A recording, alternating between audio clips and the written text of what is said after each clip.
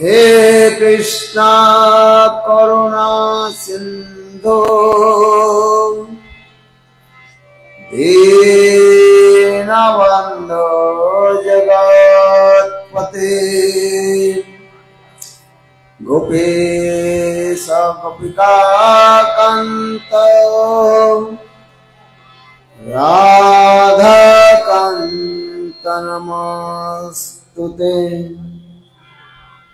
तप्त कांचन गौरांगी राधे वृंदावनेश्वरी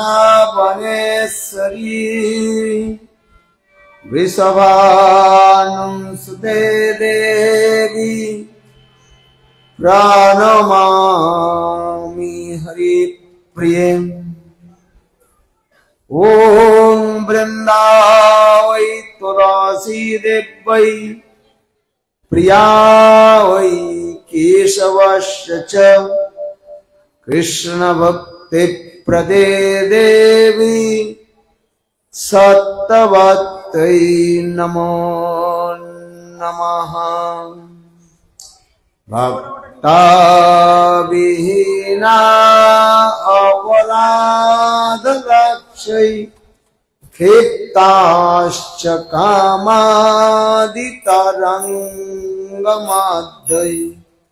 कृपामयि त्वां शरणं प्रपन्ना वृन्दे नमस्ते चरणारविन्दं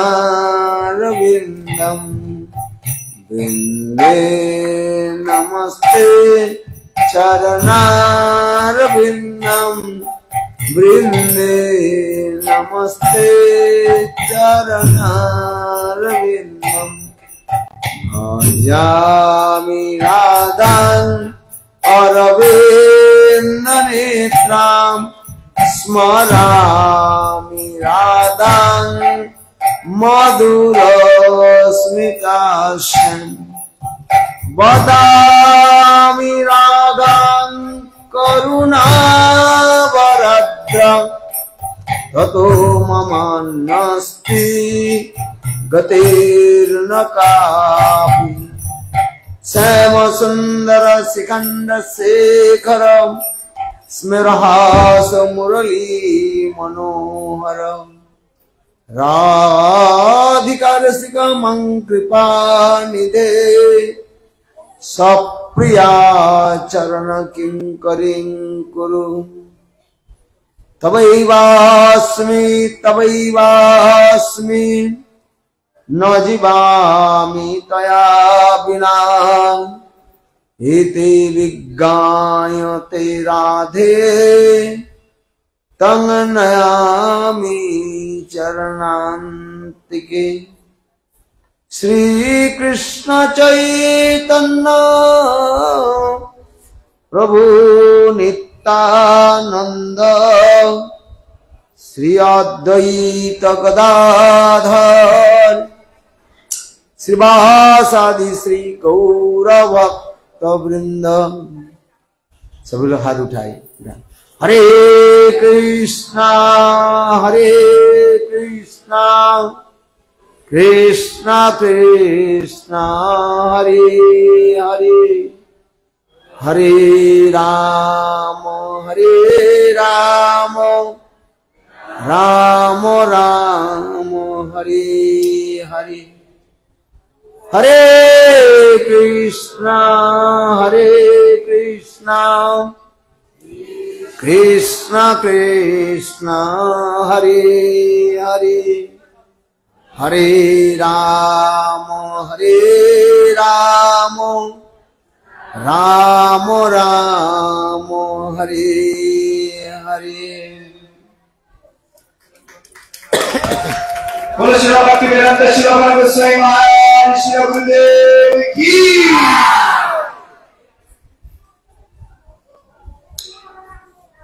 सर्वप्रथम मदीय गुरुपाद पद्म नित्य लीला प्रविष्टं विष्णुपाद अष्टोत्तर शतस्य श्रीमद् भक्ति वेदांत श्रील वामन गोस्वामी महाराज एवं नित्यलीला प्रविष्टं विष्णुपाद अष्टोत्तर शतस्य श्रीमद् भक्ति वेदांत श्रील नारायण गोस्वामी महाराज अभय चरण कमले अनंत कोटि साष्टांग दंडवत ज्ञापन करी तत्पश्चात नित्यलीला प्रविष्टं विष्णुपाद अष्टोत्तर शतस्य श्रीमद् भक्ति वेदांत स्वामी महाराज एवं नित्यलीला प्रविष्टं विष्णुपाद अष्टोत्तर शतस्य श्रीमद् भक्ति वेदांत श्रील तीर्थ गोस्वामी महाराज चरण सरोजे हमार यथायथ दंडवत प्रणाम स्वीकार। तदनंतर उपस्थित सतीर्थगण एवं सन्यासी वृंद परम पूज्यपाद श्रीमद् भक्ति वेदांत सुमंत महाराज परम पूज्यपाद श्रीमद् भक्ति वेदांत परमहंस महाराज एवं अन्यान्य वैष्णवी वृंद गौरगत सज्जन वृंद हरिकथा पिपासु सत्यवृंद एवं परम स्नेहशिला मातृवृंद सज्जनगण ब्राह्मण वैष्णव मंडली सबार चरण कमले हमार यथायथ दंडवत प्रणाम स्वीकार है। आज श्रीमद् भागवत कथार द्वितीय दिवस प्रथम दिवस कोनो कार्यवशत आपनादेर संग थेके वंचित हयेछि किन्तु भगवान कृपा करे पुनः आपनादेर আমার সঙ্গ প্রদান করেছেন। এই জন্য আপনাদের নিকট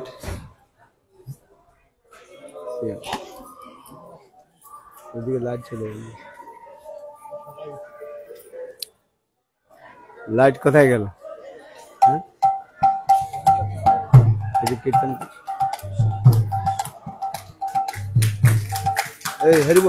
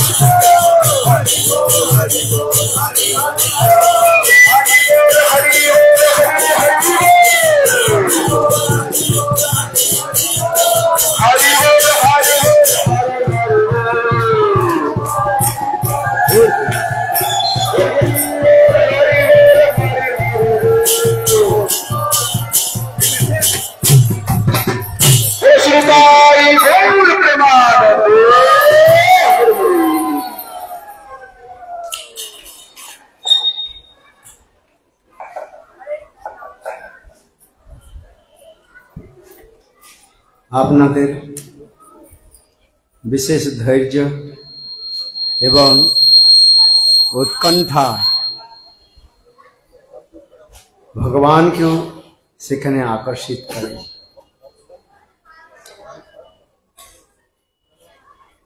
যে ভাগবত কথা আপনারা শ্রবণ করছেন, यह श्रीमद् भागवतम অত্যন্ত দুর্লভ বস্তু বলা হয়েছে।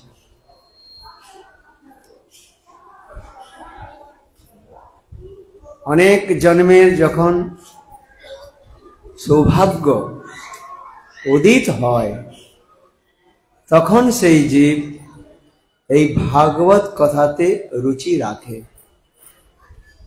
সকলের এই ভাগবত কথাতে রুচি হয় না। বড় বড় জ্ঞানীগণ জ্ঞান চর্চা করে মাত্র চলে যায়, কিন্তু ভক্তগণ সেই ভাগবতকে অমল করে, চিন্তন করে, তারা ভক্তির রাজ্যে প্রবেশ করে সাক্ষাৎ ভগবানের স্বরূপ এবং লীলাকে দর্শন করে। এই জন্য শাস্ত্রের মধ্যে বলা হয়েছে, গুরু কৃপা যতক্ষণ পর্যন্ত না হয় ততক্ষণ পর্যন্ত আমরা সেই দুর্লভ বস্তুকে প্রাপ্ত করতে পারি না। তাই শাস্ত্রের মধ্যে বলা হয়েছে, চিন্তামণি লোক সুখম সরদ্রু স্বর্গ সম্পদম প্রয়চ্ছতি গুরু প্রীতে বৈকুণ্ঠ যোগিন দুর্লভম চিন্তামণি লোক সুখম।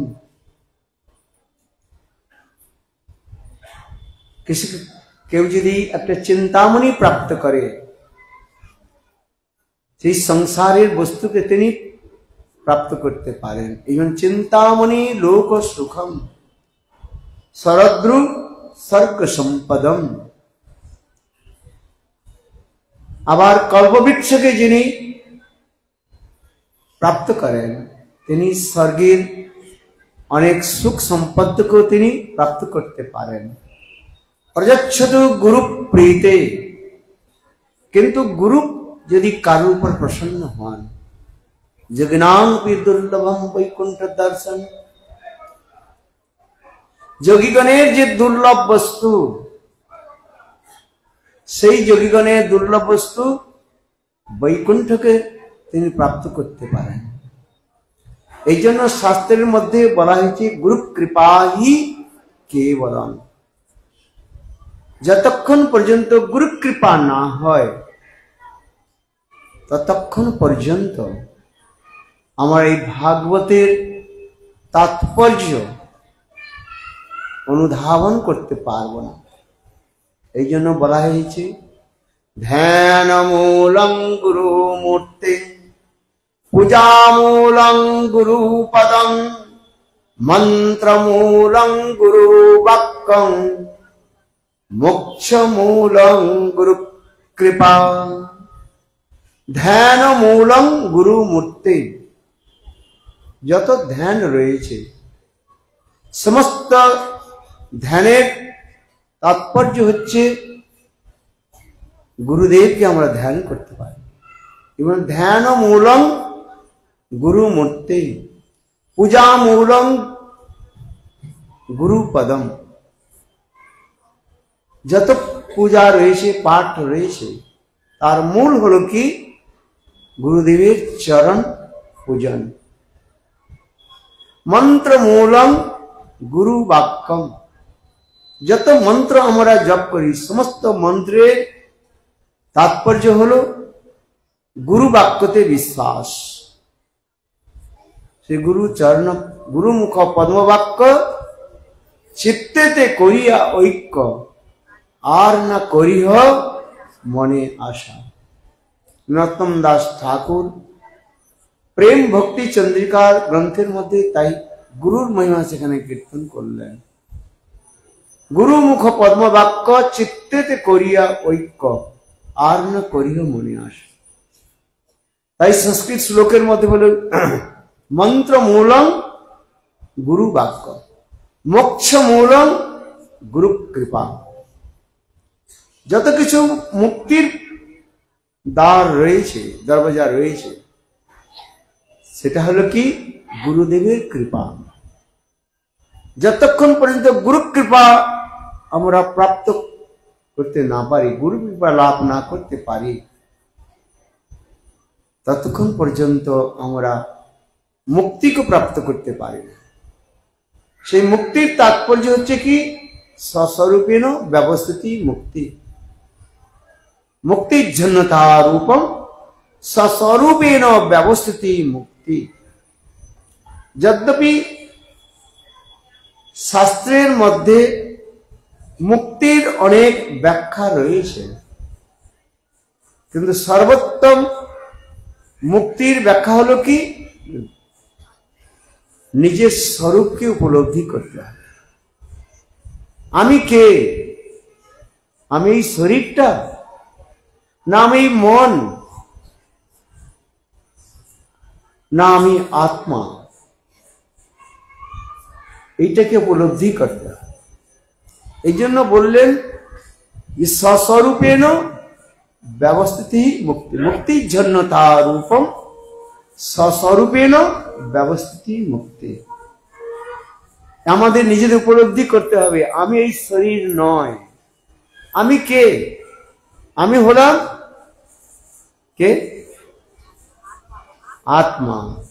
সেই আত্মাটা কি? আবার আত্মা সম্বন্ধে বলা হয়েছে নাম হয়েছে ভগবানের অংশ। মামৈবাংশ জীব লোকে জীবভূত সনাতন। গীতাতে স্বামী ভগবান বললেন এই আত্মাকে অনুভব করতে, স্বরূপে অনুভব করতে হবে। এই শরীরটা হচ্ছে পাঞ্চভৌতিক শরীর বলা হয়। কি বলা হয়? পাঞ্চভৌতিক মানে পাঁচটা তত্ত্ব দিয়ে তৈরি করা হয়েছে। মাটি, জল, বায়ু, অগ্নি আর আকাশ। এই জন্য একে বলা হয় পাঞ্চভৌতিক শরীর বলা হয়। এই শরীরটা একদিন নষ্ট হয়ে যাবে, কিন্তু আত্মা সেটা হচ্ছে অজর আর অমর। আত্মার কখনো জন্ম হয় না, আত্মার কখনো মৃত্যু হয় না। ন জায়তে ন ম্রিয়তে। আত্মার জন্ম নাই আর আত্মার মৃত্যু নাই। সেই আত্মতত্ত্বকে আমাদের জানতে হয়। এই যে আপনারা কালকে ভাগবত কথা শ্রবণ করলেন, কি কথা শ্রবণ করেছেন?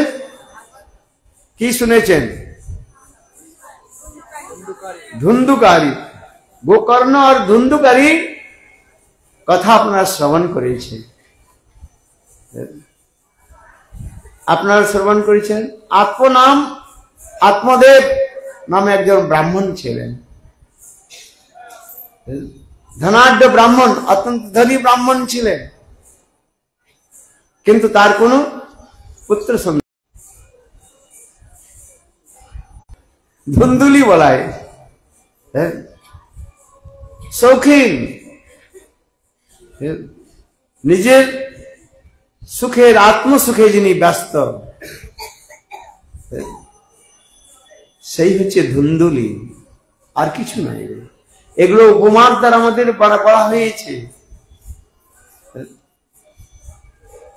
আর আত্মদেব ব্রাহ্মণ তিনি এত কঞ্জুস ছিলেন, কৃপণ, কোন দান পুণ্য আদি করেন নাই, পুত্র সন্তান কি করে পাবে?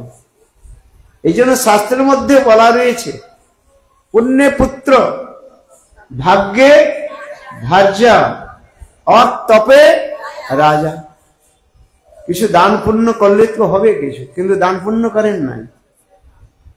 পুণ্যে পুত্র, ভাগ্যে ভার্যা, ভার্যা মানে পত্নী। হ্যাঁ, ভাগ্য যদি ভালো হয় তাহলে ভালো পত্নী পাওয়া যায়, আর ভাগ্য যদি ভালো না হয় ভালো পত্নী পাওয়া যায় না। তপে রাজা, যিনি অনেক জন্ম যিনি তপস্যা করেছেন, তিনি রাজপথ প্রাপ্তি করেন। আর পুণ্যে পুত্র, কি বলা হয়েছে? পুণ্যে পুত্র। এগুলো শাস্ত্রের মধ্যে বলা হয়েছে। পূর্বায়ত গচ্ছিতং ধনম, পূর্বায়ত গচ্ছিতং বিদ্যাং, পূর্বং ধাবতি ধাবতি ধাবতি। আমাদের ভক্তিবিনোদ ঠাকুর বললেন, পূর্ব জন্মের পাপ আর পুণ্যগুলো সেগুলো আমাদের দিকে দৌড়ে আসে। কেউ সুখ, কেউ দুঃখ চান, দুঃখ কে চান? কেউ দুঃখ চান, কেউ দুঃখী হতে চান। তো দুঃখ কেন আসে? আমরা সকলে সুখ চাই কিনা? কে কে সুখ চান? হাত উঠান। কিন্তু আসে কি? দুঃখ আসে।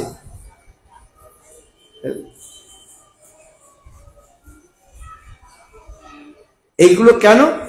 শাস্ত্রের মধ্যে বলা হয়েছে পূর্বজন্মের কর্ম অনুসারে, পূর্বার্জ কর্ম, পূর্ব পূর্ব জন্মের কর্মের ফলস্বরূপ এগুলো আসে। তাবৎ কর্মাণি কুর্বিত ন নির্বৃজ্যাবদা।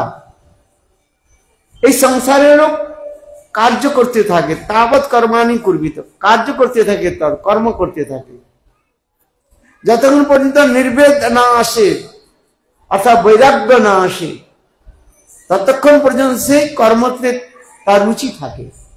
এই জন্য গীতাতে ভগবান বললেন, ন বুদ্ধি ভেদং জনেষু, যে যেমন অধিকারী ব্যক্তি তাকে সেই কাজগুলি করতে হয়। এই শ্রীমদ্ ভাগবত আমাদের এইসব সন্দেশ দিলেন।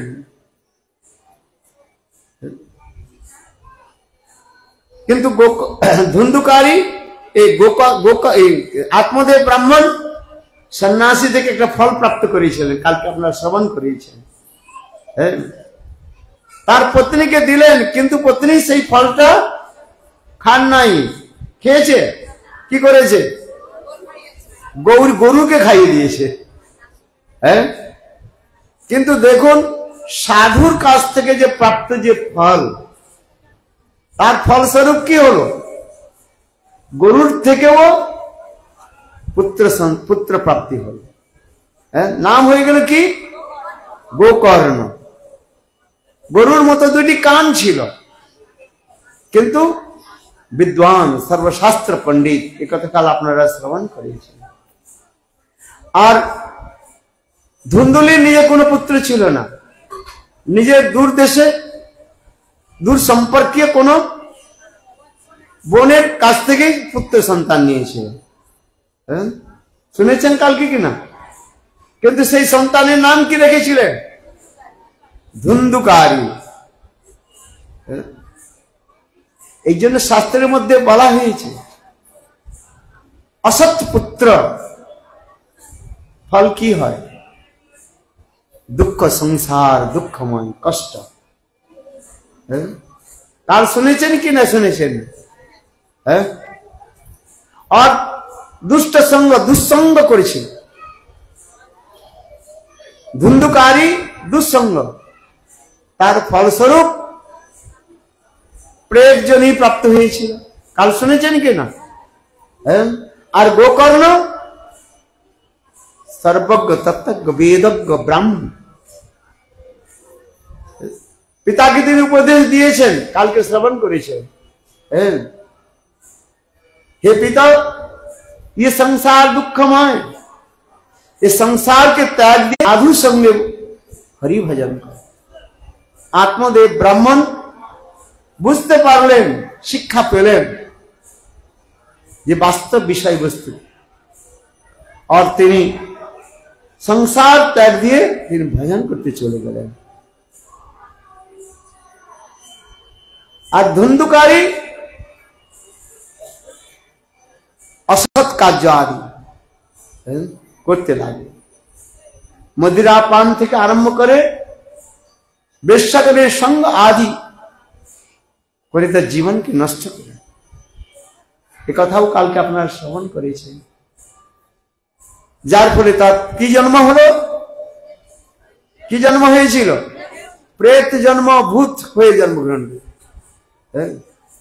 কিন্তু কালকে আপনারা শ্রবণ করেছেন এই গোকর্ণ তার ভাইয়ের উদ্দেশ্যে অনেক তীর্থতে তিনি শ্রাদ্ধ শান্তিও করেছেন, কিন্তু তবুও তার প্রেত জন্ম থেকে তার উদ্ধার হয় নাই। কিসে উদ্ধার হলো? কালকে কি শ্রবণ করেছেন বলুন? এই ভাগবত কথা শ্রবণ করে। কি কথা শ্রবণ করে? এই ভাগবত কথা। এইখানে বলা হয়েছে যে ভাগবতের এত মহিমা, অত্যন্ত মহাপাপীগণ তাদের অন্য কোন উপায়ের দ্বারা এই সংসার থেকে উদ্ধার হয় না। উদ্ধার হয় কিসে? এই ভাগবত কথা শ্রবণ। আমি এই জন্য বলছি যে আপনারা অনেক সৌভাগ্যবান, এই ভাগবত কথায় আপনারা উপস্থিত হয়েছেন। তা নয়, এই শ্রীমদ্ ভাগবত কথা যখন শ্রী সুখদেব গোস্বামী পাদ পরীক্ষিত মহারাজের নিকট কীর্তন করবার জন্য বসলেন, তখন দেবতাগণ অমৃতের কলস নিয়ে এসে সুখদেব গোস্বামী পাদকে বললেন, এই যে স্বর্গামৃত, স্বর্গের অমৃত, এই অমৃত পরীক্ষিত মহারাজকে আপনি পান করান, আর আমাদের আপনি ভাগবত কথা শ্রবণ করান। কালকে কথা বলা হয়েছিল কেন? তখন সুখদেব গোস্বামী পাদ কি বললেন মনে আছে? কি বলেছিলেন? যে কোথায় মহা মূল্যবান মণির আর কোথায় কাঁচের টুকরা। এই বোতল ভেঙে গেলে, বোতল বলে তো, বোতলগুলো ভেঙে গেলে কি করা হয়? ফেলে দেওয়া হয়। হ্যাঁ, ঠিক তদ্রূপ কোথায় মহান মণি শ্রীমদ্ ভাগবতম, আর সেই শ্রীমদ্ ভাগবতের কথা আপনার শ্রবণ করতে চাইছেন কি দিয়ে? এই স্বর্গের অমৃত দিয়ে। এই স্বর্গের অমৃত কই সামান্য নয়। যদ্যপি এখানে বলা হয়েছে স্বর্গের অমৃতকে কার সঙ্গে তুলনা করা হয়েছে? কাঁচের সঙ্গে তুলনা করে, বোতল, ভাঙা বোতলের সঙ্গে তুলনা করা হয়েছে, যে কোনো কাজে লাগে না। কিন্তু স্বর্গের অমৃত কম নয়। যে স্বর্গের অমৃতে প্রাপ্তি করার জন্য ভগবানকে কয়বার অবতার নিতে হয়েছিল? কে কে জানেন বলুন? 4 বার অবতার নিতে হয়েছে ভগবানকে, এই কেবল স্বর্গের অমৃতকে রক্ষা করবার জন্য। কয়বার? 4 বার। আমরা যে বলছি বল স্বর্গের অমৃত আর কি এমন, কিন্তু এই স্বর্গামৃত, স্বর্গের অমৃতকে রক্ষা করবার জন্য বা প্রাপ্তি করবার জন্য ভগবানকে, স্বয়ং ভগবান বিষ্ণুকে কয় অবতার নিতে হয়েছে? 4 বার অবতার। কি কি অবতার?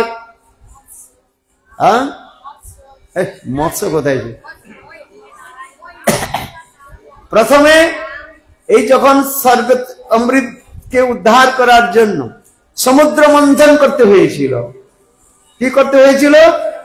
সমুদ্র মন্থন। সেই সমুদ্র মন্থন করবার জন্য, সমুদ্রকে মন্থন করার জন্য মৈনাক পর্বত, এই মৈনাক পর্বত কেউ না, স্বয়ং ভগবান তিনি বিশাল পর্বত রূপে তিনি প্রকট হয়েছিল। আবার মন্থন করতে হলে কি দরকার? দড়ি দরকার, রশ্মি। সেই রশ্মি কে ছিলেন? বাসুকীনাথ। সেই বাসুকীনাথ কেউ না, স্বয়ং ভগবান এক স্বরূপে। আবার তাও হয় না, আবার সেই বিশাল পর্বত জলের মধ্যে ডুবে যাচ্ছে, তাহলে সমুদ্র মন্থন কি করে হবে? হ্যাঁ, সেই জন্য ভগবান কি রূপে প্রকট হলেন? হ্যাঁ, কুর্ম রূপ। কুর্ম মানে কচ্ছপ। হ্যাঁ, কচ্ছপের রূপ ধারণ করেছেন। তিনি ধারণ করে সে বিশাল পর্বতকে পিঠের রূপে ধারণ করেছেন। তাহলে কয়টা হলো? আবার সেই যখন অমৃত যখন প্রকট হলো সমুদ্র মন্থন, দেবতার অসুরদের মধ্যে লড়াই হতে লাগলো। সকলে বললো যে আমি অমৃত পান করো, অমৃত পান করো। আবার ভগবান কি করলেন? অসুরগণকে বঞ্চিত করবার জন্য তিনি কি রূপ ধারণ করলেন? মোহিনী রূপ ধারণ করলেন। ভাগবতের মধ্যে বর্ণন করা হয়েছে কি না? তাহলে আমি এই জন্য বলছি যে স্বর্গের অমৃতকে কথা শুনে আমাদের মনে হলো যেন অত্যন্ত তুচ্ছ, সামান্য। কিন্তু সামান্য নয়, যে অমৃতকে প্রাপ্তি করবার জন্য বা রক্ষা করার জন্য স্বয়ং ভগবান কয়টা অবতার নিয়েছেন? 4টি অবতার নিয়েছেন। ওই সাধারণ না। সেই অমৃত, স্বর্গামৃত কুম্ভ ভরে নিয়ে এলেন কে? দেবতাগণের সঙ্গে ইন্দ্র এলেন। আর সুখদেব গোস্বামী পাদকে বললেন এই অমৃত পরীক্ষিত মহারাজকে আপনি পান করান, আর তার পরিবর্তে আমাদের ভাগবত কথা শ্রবণ করান। তখন সুখদেব গোস্বামী পাদ হা হা করে হাসলেন। তাই না? কসুধা কথা লোকে কাচ মুনির মহান ব্রহ্মরাতো বিচার্য তদা দেব অঞ্জহাস। সুখদেব গোস্বামী পাদ অট্ট হাসলেন। কোথায়? ভাগবত কথা। এ সাধারণ নয়। এই ভাগবত কথার সঙ্গে কিসের সঙ্গে তুলনা দেওয়া হয়েছে? মনির যথা, মহামূল্যবান মনির সঙ্গে তুলনা দেওয়া হয়েছে। আর ওই অমৃতের, স্বর্গামৃতের সঙ্গে কার তুলনা দেওয়া হয়েছে? কাঁচের গ্লাসের সঙ্গে তুলনা দেওয়া হয়েছে। এই দেবতা লোক আবার বললেন, দেবতা লোক অতীব চতুর, চালাক, নিজের স্বার্থ সিদ্ধির জন্য সবকিছু করতে পারে। এগুলো বলা হয়েছে এখানে। এত সুন্দর যে ভাগবত কথা আপনারা শ্রবণ করছেন, কই সামান্য নয়। আমরা তো মনে করি কতবার তো ভাগবত শ্রবণ করলাম, কিছু তো ফল হই না। কিছু ফল হয়েছে? ফল হচ্ছে, যেটা আপনি এখন বুঝতে পারছেন না। যেমন শাস্ত্রের মধ্যে বলা হয়েছে বীজকে মাটিতে রোপণ করলে, লাগালে, জল দিলে কি হয়? অঙ্কুরিত হয়। আবার তার থেকে চারা গাছ হয়, তার থেকে আবার বড় হয়ে তখন বৃক্ষ হয়, গাছ হয়, বড় গাছ হয়ে আবার সেখানে ফল প্রদান করে। এই জন্য মনে ভাববেন না যে আমি তো অনেকবার ভাগবত কথা শ্রবণ করলাম, কই কিছু তো হলো না, তা নয়। নেগেটিভটা নেবেন না, কি নেবেন? পজিটিভটা নেবেন। হচ্ছে যেটা আপনি হয়তো এখনো অনুভব করতে পারছেন না। এই ভাগবত কথা শ্রবণ করতে করতে হৃদয়ের মধ্যে সেই অপ্রাকৃত দিব্য ভাব, প্রেম উৎপন্ন হবে। প্রত্যেক বস্তু রয়েছে, সময়ের অপেক্ষা রয়েছে।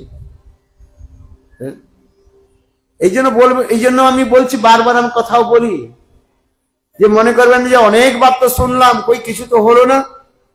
হচ্ছে, শ্রদ্ধার সঙ্গে শ্রবণ করতে হবে। কালকে হয়তো আপনারা শ্রবণ করেছেন যে এই ধুন্ধুকারী 7 দিন ভাগবত কথা শ্রবণ করেছে, গোকর্ণ কথা শুনিয়েছি, ভাগবত কথা। তারপর 7 দিন পরে কি এসেছে? দিব্য বিমান এসে উপস্থিত হয়েছে। আর ধুন্ধুকারী প্রেত জনি থেকে মুক্তি পেয়ে সাক্ষাৎ দিব্য শরীর ধারণ করে তিনি সেই দিব্য বিমানে বসে নিত্যধামে চলে গেলেন। শুনেছেন কিনা?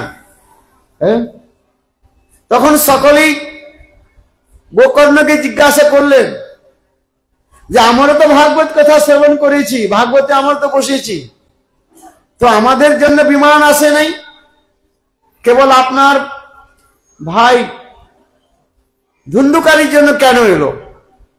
তখন কি বললেন? বলে কথা শ্রবণের ফল হয় না, কেবল শ্রবণ তো ন ফলম মননেন তো ফলম। শ্রবণ করার পর কি করতে হবে? চিন্তন করতে হবে, মনন করতে হবে। শ্রবণের সঙ্গে সঙ্গে মনন করতে হবে, চিন্তন করতে হবে। আজ কি কথা আমি শ্রবণ করে গেলাম, কি কথা শুনলাম, তার পরের দিন আবার সেগুলো স্মরণ করে আসতে হয়। এই জন্য বললেন শ্রবণের তো ন ফলম মননের তো ফলম। সকলেই তো শ্রবণ করে, কিন্তু মনন যদি না হয়, চিন্তন যদি না হয়, তাহলে ফল প্রাপ্তি হয় না। এই জন্য শ্রীমদ্ ভাগবত কই সামান্য নয়। এই যে মহারাজ বললেন না, ভাগবত কয়টা অক্ষর রয়েছে? 4টা রয়েছে। ভা মানে প্রকাশ, ভা শব্দের কি বলা হয়েছে? প্রকাশ। সমস্ত বেদ পুরাণ উপনিষদে যত কিছু রয়েছে সার এই শ্রীমদ্ ভাগবতী প্রকাশ করা হয়েছে।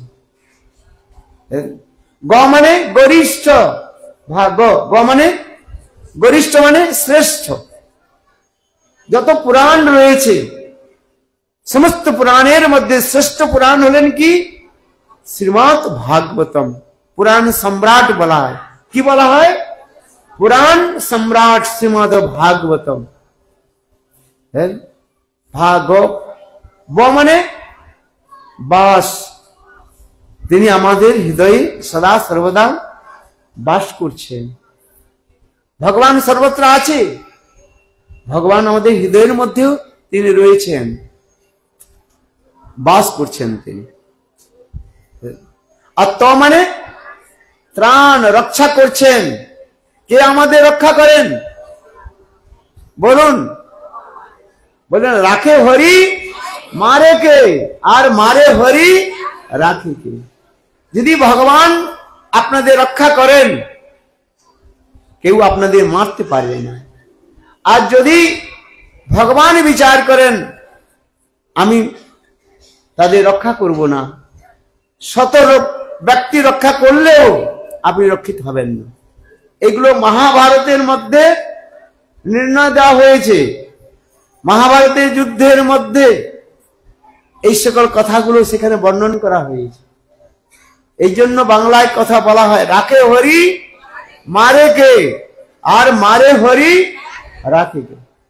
জয়দ্রথকে রক্ষা করবার জন্য দুর্যোধন, দুঃশাসন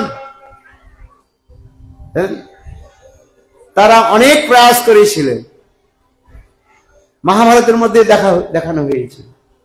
কিন্তু ভগবান কি করলেন?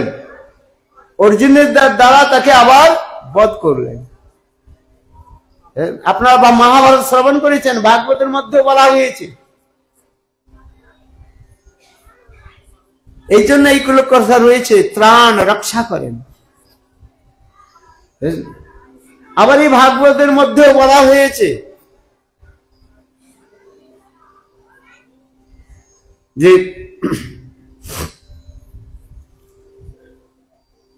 যে ভাগবতের মুখ্য যে শ্রোতা, কি নাম? পরীক্ষিত মহারাজ। পরীক্ষিত মহারাজের আর এক নাম কি কে জানেন? বিষ্ণু রাত। কি বললাম? বিষ্ণু রাত। রাত শব্দের 2টি অর্থ হয়। রাত শব্দের অর্থ রক্ষা, রক্ষা করেন। এই পরীক্ষিত মহারাজ যখন মা উত্তরার গর্ভে ছিলেন। আর তখন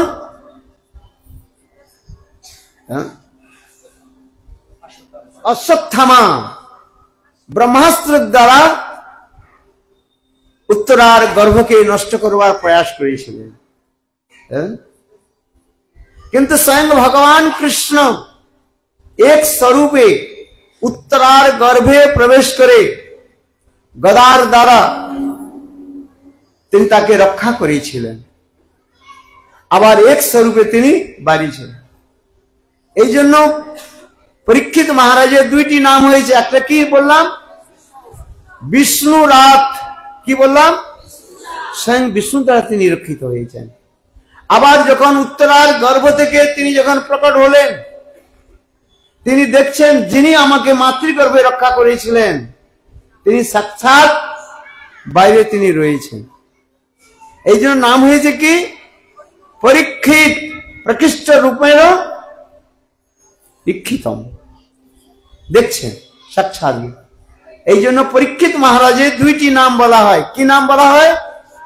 বিষ্ণু রাত, পরীক্ষিত মহারাজ।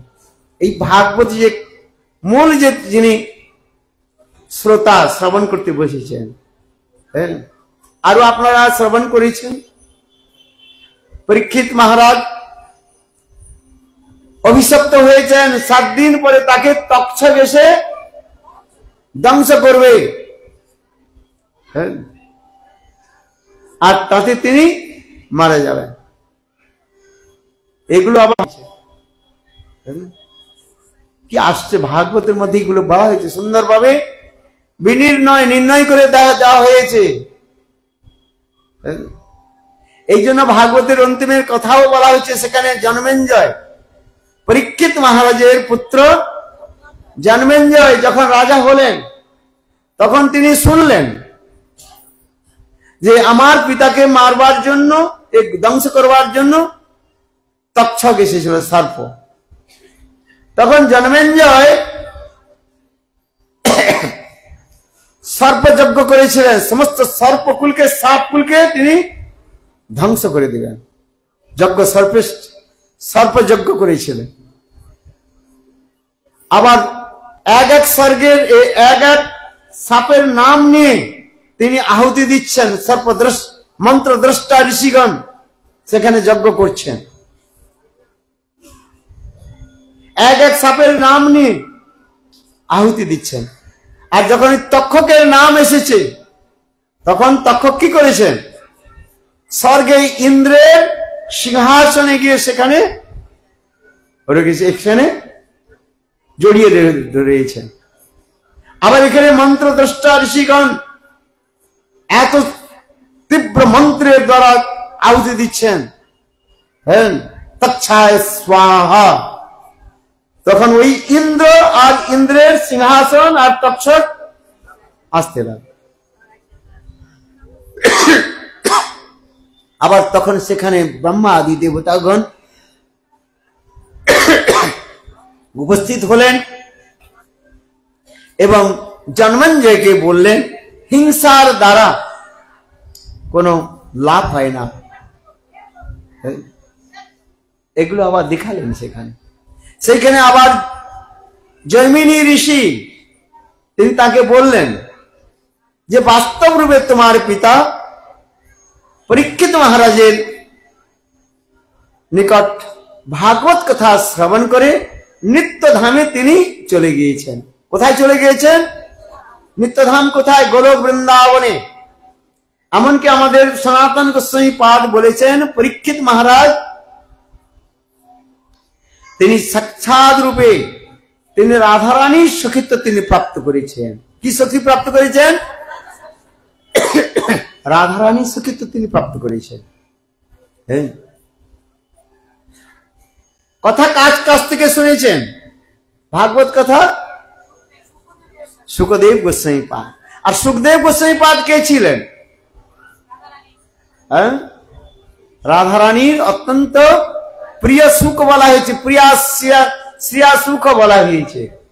এই জন্য সুখদেব গোস্বামী পাদ নিজের জীবন চরিত কথাও শ্রবণ করিয়েছেন যে একদা एक समय नित्य गोलोक वृंदावन धामे শ্রীমতী রাধিকা তার তিনি আমাকে ওই আনার কি বলে বেদানা, হ্যাঁ ডালিম বলে না, সেই সুন্দর সুন্দর লাল লাল ডালিমের যে দানাগুলোকে আমাকে খাওয়াতেন। আর কি বলতেন, সে সুখ তুমি কৃষ্ণ নাম জপ করো, হ্যাঁ গোবিন্দ দামো ধর্মাধবেতি, গোবিন্দ দামো ধর্মাধবেতি, গোবিন্দ দামো ধর্মাধবেতি, গোবিন্দ দামো ধর্মাধবেতি। हे कृष्ण हे यादव हे सखेति, गोविंद दामोदर माधवेति। काचिद गोपा मणिपिंजराष्टम सुबावाचम वाचयतुम, गोविंद दामोदर माधवेति। संत सुखदेव गोस्वामी पाद নিজের জীবন চরিত কথা পরীক্ষিত মহারাজকে শ্রবণ করিয়েছেন। নিত্য গোলক বৃন্দাবন ধামে আমি রাধারানীর অত্যন্ত প্রিয় কি ছিলাম, সুখ পক্ষী ছিলাম। সুপক্ষী মানে কি বলা হয়, টিয়া পাখি, হ্যাঁ টিয়া পাখি ছিলাম। और प्रतिदिन श्रीमती राधिका আমাকে সুন্দর সুন্দর ওই ডালিম। একদিন কি হয়েছে, পক্ষী জাতি হওয়ার জন্য আমি একদিন উড়তে উড়তে চলে গেলাম। কে বলছে উড়তে চলে গেলেন নন্দগাঁও। আপনারা যাবেন বৃন্দাবন পরিক্রমার, একদিকে বর্ষানা ধাম আর একদিকে কি রয়েছে নন্দগাঁও। রাধারানীর ধাম হচ্ছে কি বর্ষানা। আর সেইখানে থেকে আমি উড়তে উড়তে চলে গেলাম কোথায়, নন্দগাঁও, যেখানে স্বয়ং কৃষ্ণ, ছোটা বালক কৃষ্ণ, তিনি তার সখাদের সঙ্গে খেলাধুলা করছেন। এমন সময় আমি সেই একটা সুন্দর তমাল বৃক্ষের উপর বসে কৃষ্ণ কৃষ্ণ নাম জপ করলাম। কে বলছে, মনে রাখছেন কে জপ করছে, ওই টিয়া পাখি সুখদেব, সুখপক্ষী কি কি কি নাম জপ করছে, কৃষ্ণ কৃষ্ণ কৃষ্ণ কৃষ্ণ। এমন সময় কৃষ্ণ বিচার করলেন, এখানে রাধারানীশ্বরে কে বলছে আমাকে, রাধারানী কোথায়? কেন টিয়া পাখি বা সুখের এই সুখ পক্ষীর এদের ধর্ম কি, যা বলবেন ওটা কি করে অনুকরণ করে, কি করে অনুকরণ করে না। কৃষ্ণ কৃষ্ণ রাধারানীশ্বরে কৃষ্ণ কৃষ্ণ নাম জপ। এখন কৃষ্ণ জিজ্ঞাসা, রাধারানী কোথায়? দেখলেন কি গাছের উপরে ওই সুখ পক্ষী বা টিয়া পাখিটা বসে রয়েছে। তখন কৃষ্ণ ওই টিয়া পাখিটাকে ধরে নিলেন, ধরে নিয়ে বললেন, কৃষ্ণ বললেন, তুমি আমার নাম জপ করছো কেন, তুমি বলো কি জপ করো। বলো রাধে রাধে রাধে জয় জয় জয় শ্রী রাধে, বলো রাধে রাধে রাধে রাধে রাধে রাধে রাধে রাধে রাধে রাধে রাধে জয় জয় জয় শ্রী রাধে,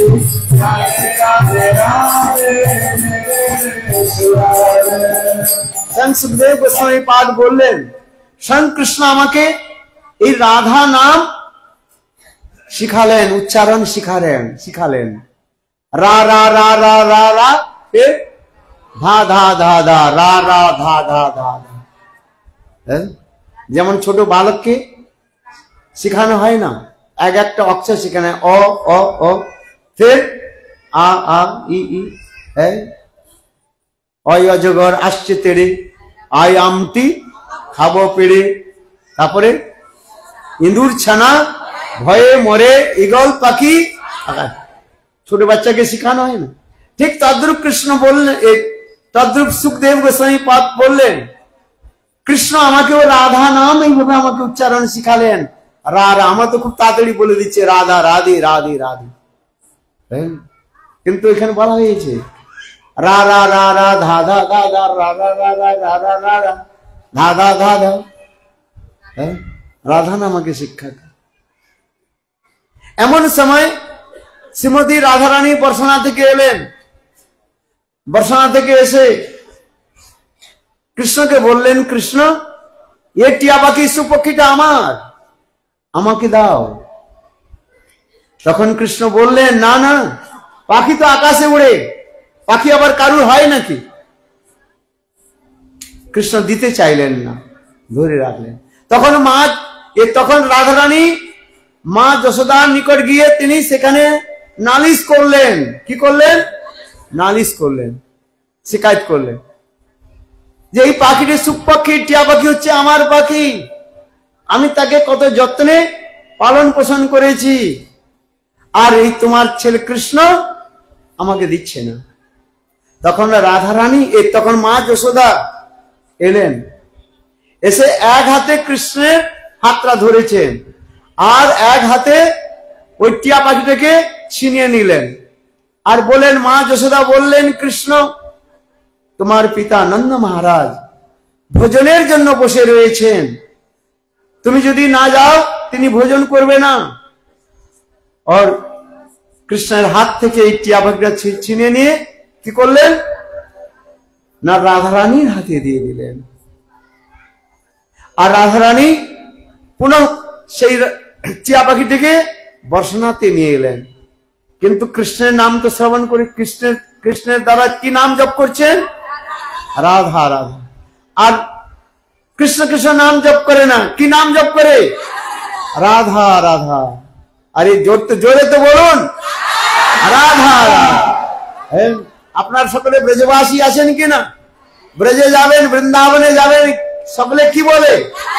রাধে বলে, কি বলে না? দেখবেন গাছের মধ্যে লেখা রয়েছে জপিয়ে রাধে রাধে জপিয়ে, লেখা আছে কি আছে না? ওই পিছনের দিকে যারা রয়েছে তারা বলছে না, বলুন রাধা রানী কি রাধে।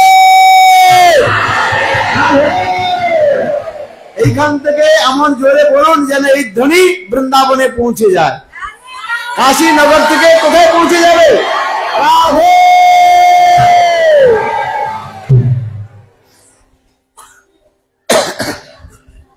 এখন রাধা রাধা নাম জপ করছি। তখন রাধারানী কি বলছেন, হে সুখ, না না, আমার নাম জপ করো না। কি নাম জপ করো? কৃষ্ণ কৃষ্ণ নাম জপ করো। এখন সুখ টিয়া পাখিটা মনে মনে চিন্তন করছেন, এক তো আমার দীক্ষা গুরু হলেন শ্রীমতী রাধারানী, আর একজন হলেন কি শিক্ষা গুরু। এই জন্য শাস্ত্রের মধ্যে বলা রয়েছে, দীক্ষা গুরুকে জানিও তুমি তাহার রূপ, শিক্ষা গুরুকে জানিও তুমি সাহা তাহার স্বরূপ, অন্তর্যামী ভক্ত শ্রেষ্ঠ এই দুই রূপ।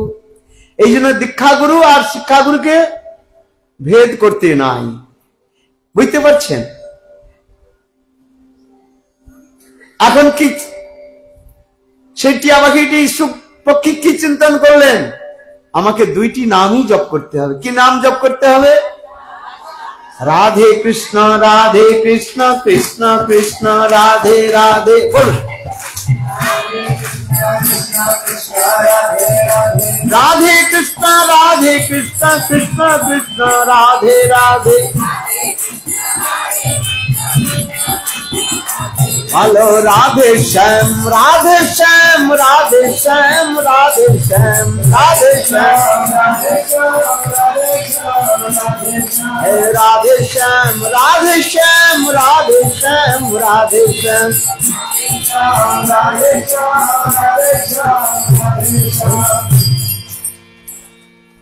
এখন দুইটি নাম জপ। এই জন্য আমাদের যে মহামন্ত্র বলা হয় না, কি মহামন্ত্র কি বলা হয়? হরে কৃষ্ণ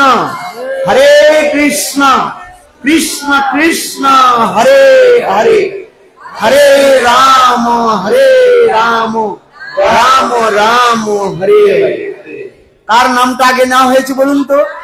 রাধারানী। বলে আপনার সকলে পণ্ডিত আছেন তো? হ্যাঁ, কেন অনেকবার হরি কথা শুনেছেন না? হ্যাঁ, আমাদের নিত্যরূপে ভক্তি বেদান্ত তীর্থ গোস্বামী মহারাজ হরি কথা শুনেছেন, আর সমস্ত বৈষ্ণবগণের হরি কথা শুনেছেন। এ তো মহাতীর্থ, কত বৈষ্ণবগণ এসেছেন। হ্যাঁ, আমাদের কি বলে শান্ত মহারাজের মুখ থেকে হরি কথা শুনেছেন, ভাগবত কথা শুনেছেন, আর পরমহংস মহারাজের মুখ থেকে ভাগবত কথা শ্রবণ করেছেন। আর আমাদের কি নাম, হ্যাঁ ওই অনেক মহারাজের কাছ থেকে আপনারা হরি কথা শুনেছেন। হ্যাঁ, সকলে আপনারা বিদ্বান আছেন, খুব আনন্দ পেয়েছে। এই জন্য আপনাদের জন্য জোরে হ্যাঁ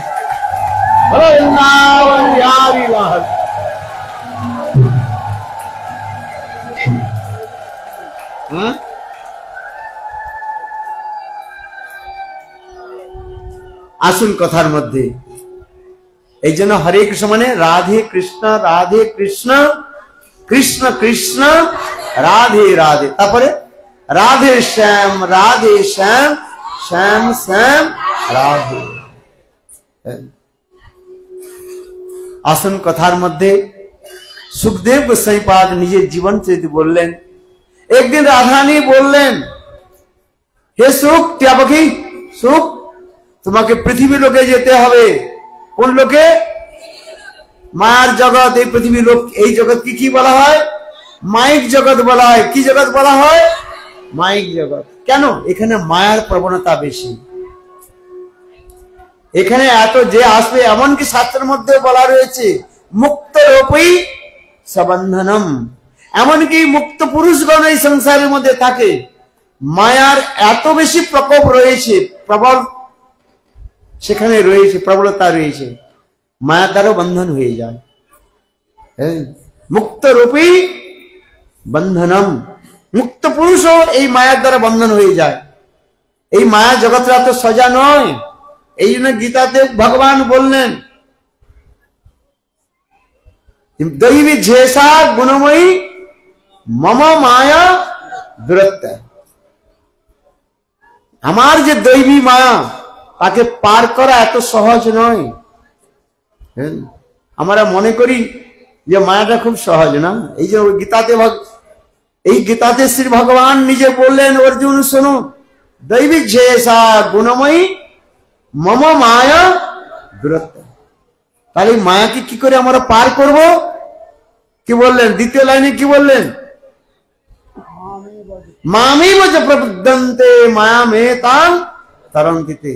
স্বয়ং ভগবান নিজে অঙ্গুলি নির্দেশ করে ছাতির উপর রেখে বললেন, মাম এব, এব মানে একমাত্র, যিনি আমাতে আশ্রয় গ্রহণ করে ভজন করবেন, তিনি মায়া থেকে মুক্তি পাবেন।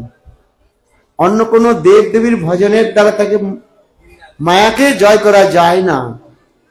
এই জন্য গীতাতে ভগবান বললেন, মায়া দক্ষেণ দেবী ঝেষা গুণময়ী মম মায়া দূরত্ব মামেব চ প্রবুদ্ধন্তে মায়ামেতাং তরন্তি। হ্যাঁ, गिरिराज की नीचे भोग लगान और आमिও समाप्त कर देव 8 बजे समाप्त करते হবে নাকি now 7:30 okay they are written 4 p.m. to 8 p.m. 8 p.m. 8 बजे समाप्त आधा घंटा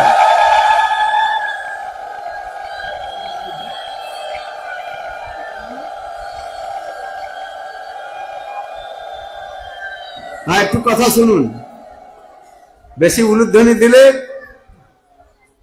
उलुध्वनिटा खूब सुंदर है किन्तु बेशी उलुध्वनि दिले कथा दिए व्याघात होबे अल्प करे दिबेन ठीक आछे ना है लोके जारा बेंगली नय तारा এই উলুধ্বনিকে শুনে হাসে কিন্তু আমি বলি না, উলুধ্বনির মধ্যে সাক্ষাৎ এখানে কি রয়েছে? প্রণববাচক রয়েছে, বেদ মন্ত্র রয়েছে। কোনদিন ব্যাখ্যা করব। হ্যাঁ, যারা নন বেঙ্গলি রয়েছেন তারা হাসে, বলে বাঙালি লোক, বাঙালি মায়েরা কেন উলুধ্বনি দেয়? হ্যাঁ, তারা মনে করে এটা জোক, হাসি মজাক। তা নয়, এই উলুধ্বনি হচ্ছে কি প্রণব মন্ত্র। হ্যাঁ, এর অনেক সুন্দর ব্যাখ্যা রয়েছে। হ্যাঁ, এই জন্য আমিও উৎসাহ দেই মায়েদের, আপনারা কি দিবেন? উলুধ্বনি দিবেন। আমাদের যত অনুষ্ঠান হয়, শুভ অনুষ্ঠান হয়, সেখানে প্রথমে কি দিতে হয়? উলুধ্বনি দিতে হয়। হ্যাঁ, এর অনেক সুন্দর ব্যাখ্যা রয়েছে। যারা জানেন না, যারা বুঝেন না, তারা মনে করেন এটা তো হাস পরিহাস হচ্ছে। তা নয়, এর সুন্দর ব্যাখ্যা রয়েছে উলুধ্বনি। যাক, হ্যাঁ, ওটা বলবো পরে, একটু ধৈর্য ধারণ করুন। এটা আপনাদের জানতে হবে, না হলে আপনাদের বলবে আপনারা কেন উলুধ্বনি দেন। হ্যাঁ, বৃন্দাবনে গেলে যারা নন বেঙ্গলি রয়েছে তারা বলে না এই বাঙালি মেয়েরা কেবল কেবল উলুধ্বনি দেয়, কিন্তু তারা জানে না এটা হচ্ছে প্রণব মন্ত্র, বেদ মন্ত্র রয়েছে এর মধ্যে। হ্যাঁ, কোনদিন ব্যাখ্যা করব আপনাদের কাছে। যাক, এখন শ্রীমতী রাধারানী কি বললেন? হে সুখ, তুমি মর্তধামে যাও, মাইক জগতে যাও। তখন তিনি বললেন যে আমি শুনেছি পৃথিবী লোকে মাইক লোক, সেখানে মায়া রয়েছে, সেই মায়া থেকে মুক্তি পাওয়া তো সহজ নয়, মায়া আমাকে ধরে ফেলবে, আমি যাব না। তখন স্বয়ং রাধারানী বললেন, হে সুখ, টিয়া পাখি শোনো, এই জগৎ হচ্ছে আনন্দময় ধাম। আনন্দময় ধাম, ভগবানের ধামকে কি বলা হয়? আনন্দময় ধাম। এখানে কোনো দুঃখের লেশ মাত্র নাই, কিন্তু পৃথিবী লোক মাইক ধাম হচ্ছে দুঃখময় ধাম বলা হয়। এই জগতের যত জীব রয়েছে সব দুঃখী। এই যে মহারাজ কি বললেন, कोई तन से दुखी, कोई मन से दुखी, और कोई धन से दुखी, और कोई मन से। सब दुखी ही संसार में। যার ধন নাই, ধন সম্পত্তি নেই, সে দুঃখী। আবার যার ধন সম্পত্তি রয়েছে সে দুঃখী। কেউ শরীরের দ্বারা দুঃখী, রোগ শোক, কেউ মনের দ্বারা দুঃখী। সকলে দুঃখী এই সংসার। কেন? এই সংসার দুঃখময়, কেউ সুখী নয়। এই জন্য ব্রজে হিন্দিতে একটা কথা বলি, দরিদ্র কহে ধনী সুখী, ধনী কহে মহাধনী সুখী, মহাধনী কহে রাজা সুখী, রাজা কহে महाराजा सुखी, महाराजा कहे इंद्र सुखी, इंद्र कहे ब्रह्मा सुखी, ब्रह्मा कहे कोई नहीं सुखी। कौन सुखी?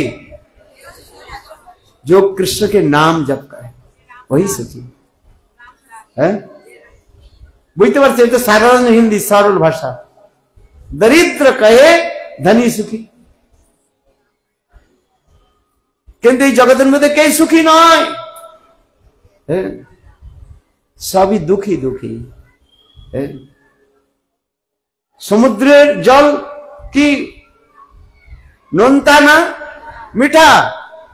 লবণ আছে না? লবণের কেউ কারুর যদি পিপাসা লাগে সমুদ্রের জল পান করতে পারবেন? এক বিন্দু পান করতে পারবেন না।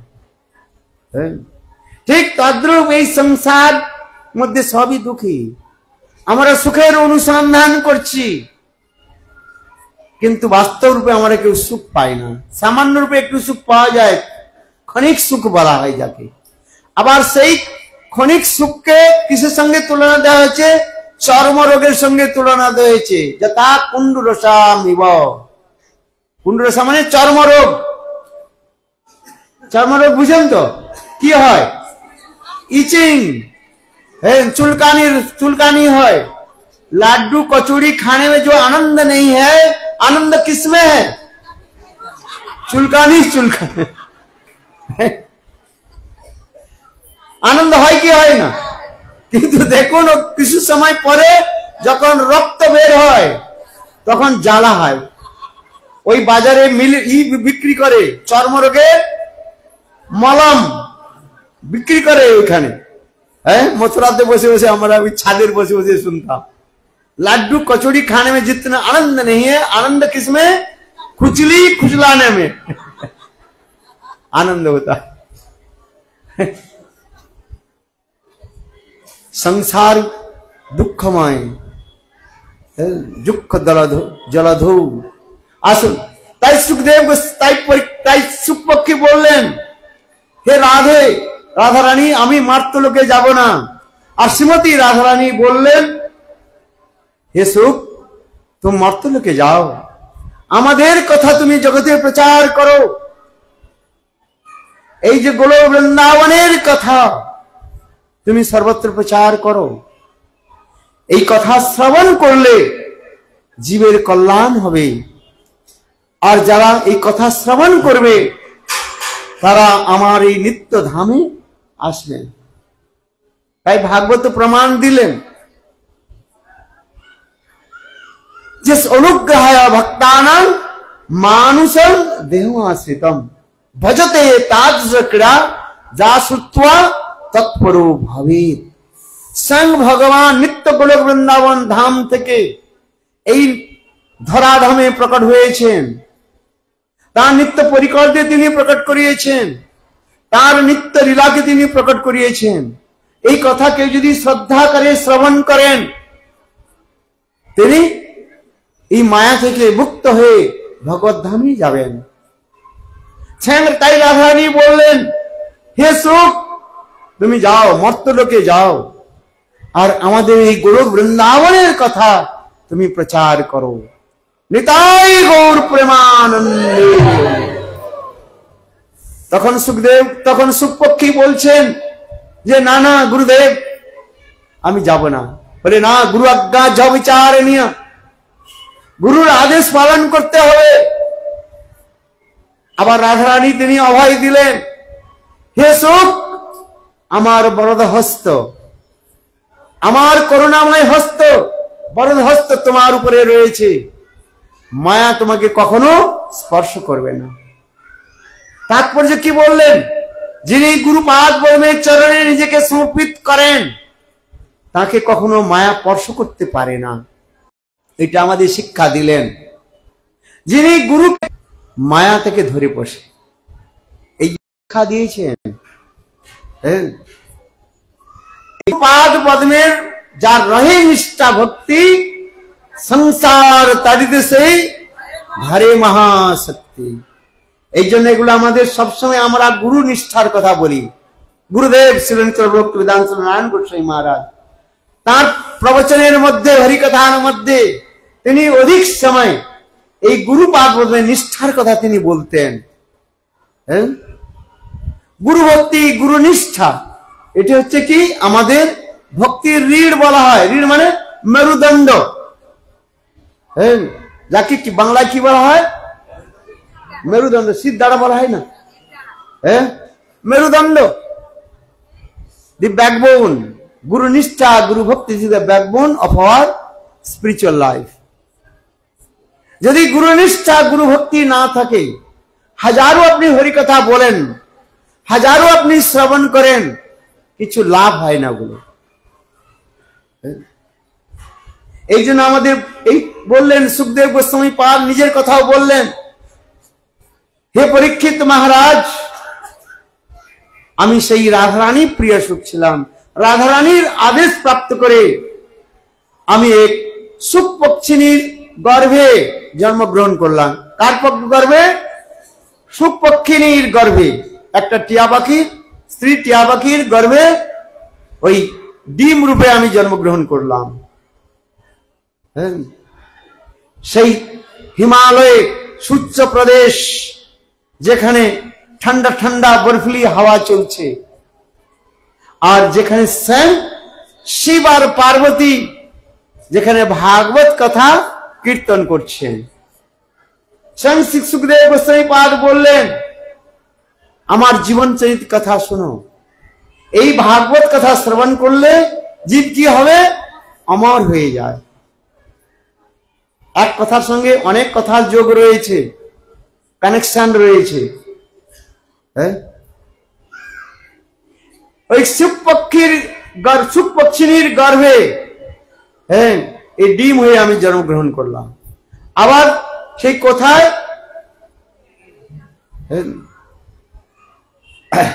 অমরনাথ, আপনারা গিয়েছেন, অমরনাথ গিয়েছেন না? এই জন্য শ্রীমদ ভাগবতের কথা কি বলা হয়? অমর কথা বলা হয়। কি কথা বলা হয়? অমর কথা। এর সুন্দর পাখ্যান রয়েছে। এই ভাগবত যে অমর কথা কিভাবে প্রকট হলেন সেই সম্বন্ধে শাস্ত্রের মধ্যে বর্ণন রয়েছে। একটু উপকথা বলে দিই আপনাদের সামনে সংক্ষেপে। এই ভাগবতের মুখ্য বক্তা হলেন স্বয়ং শিবজি, আর তিনি এই কথাকে কাকে শ্রবণ করাচ্ছেন? পার্বতী দেবীকে। শিব পার্বতী সংবাদ। ভাগবতের অনেক অধিবেশন রয়েছে, সিটিং রয়েছেন, কিন্তু এই অমর কথা সেখানে বলা রয়েছে। এক সময় নারদ ঋষি ভ্রমণ করতে করতে তিনি পার্বতী গৃহেতে এসেছেন। তখন শিবজি বাইরে চলে গিয়েছেন, শিবজি ছিলেন না। এখন নারদ ঋষি এসে পার্বতী দেবীকে বললেন যে মা কেমন আছো? বলে ভালোই আছে।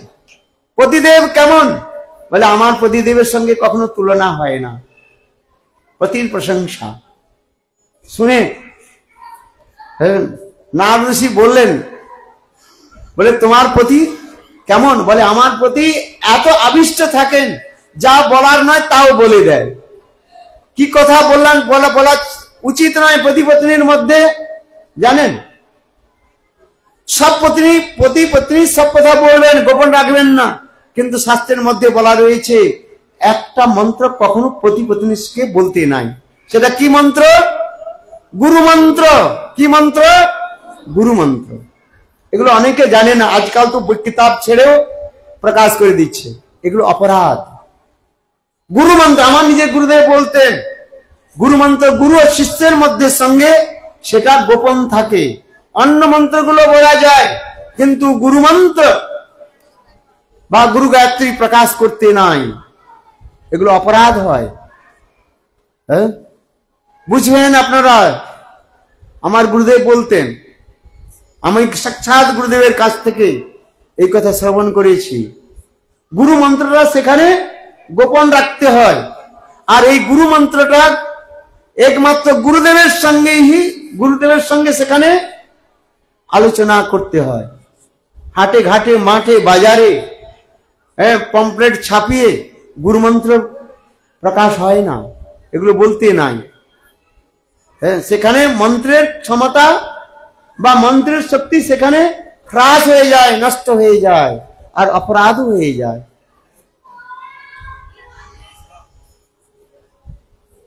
কিন্তু দেবী পার্বতী কি বললেন? আমার পতিদেব ভোলানাথ। কি নাথ? ভোলানাথ। সব ভুলে যায়। মহাভাগবত তিনি, যিনি মহাভাগবত, তিনি শাস্ত্রের সমস্ত বিধিকে তিনি পালন করেন না। আমার পতিদেব কখনো তিনি এই গুরু মন্ত্রকে তিনি বলে দেন। কৃষ্ণলীলা, কখনো কৃষ্ণলীলা বলেন, কখনো রামলীলার কথা তিনি কীর্তন করেন, আবার কখনো আবিষ্ট হয়ে তিনি সবকিছু বলে দেন, কোনো কিছু গোপন করেন না। তখন নারদ ঋষি এখন ওই দেবী পার্বতীর মুখ থেকে শিবের মহিমা শ্রবণ করছেন। খুব ভালোই লাগলো। নারদ ঋষি একটা কথা বললেন, তোমার তো পতিদেবের কথা খুব বললে, আচ্ছা তুমি বলো তোমার পতিদেব মহাদেব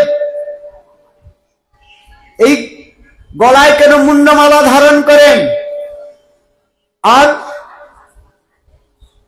হাড়ের যে মালা ধারণ কেন করেন? ছাই ভস্ম কেন লাগায়? এ কথা কখনো বলেছে? বলে এটা আবার কি বলার কথা আছে? তার বৈরাগ্য। নারদ ঋষি বললেন, না না, এটা বৈরাগ্যের কথা নয়, সমস্ত বেদ পুরাণ উপনিষদ সার এর মধ্যেই রয়েছে।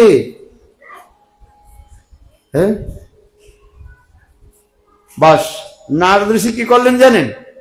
লোকে বলে না, যার ঘরে নারদ ঋষি প্রবেশ করে তার ঘরে আগুন ধরিয়ে চলে যায়। নামটি আমার নারদ ঋষি,